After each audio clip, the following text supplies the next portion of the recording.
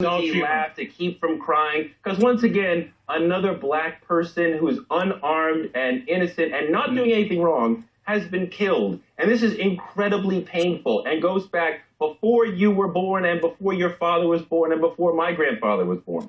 So these are things that hurt as an American very deeply. And you are too new to this situation to fully understand what's really going on here and what's really at stake for America.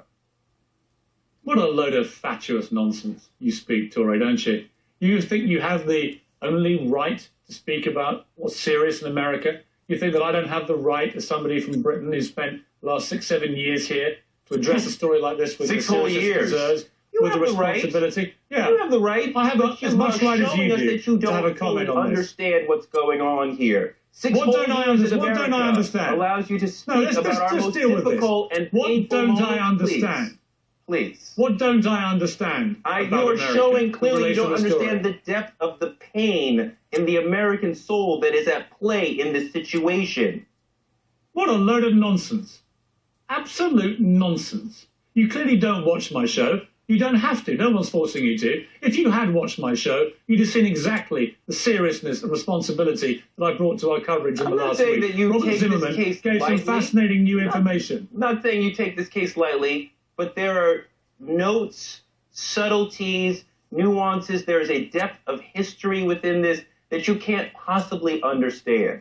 Do you believe that George Zimmerman murdered Trayvon Martin? Yes. So you've already tried him? You've convicted him? Well, you find him guilty of murder? You asked me what I think. And you called me? I hear a 911 You called me an irresponsible journalist?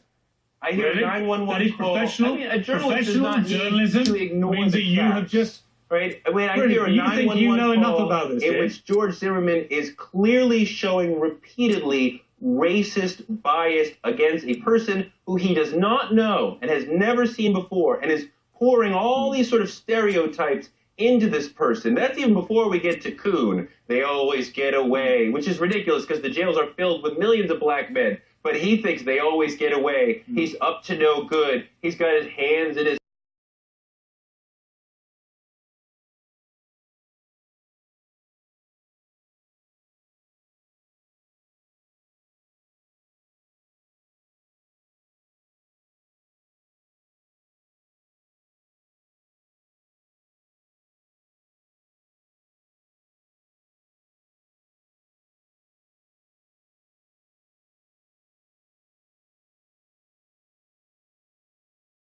person, however, is screaming, there's a gunshot, and there is no more screaming.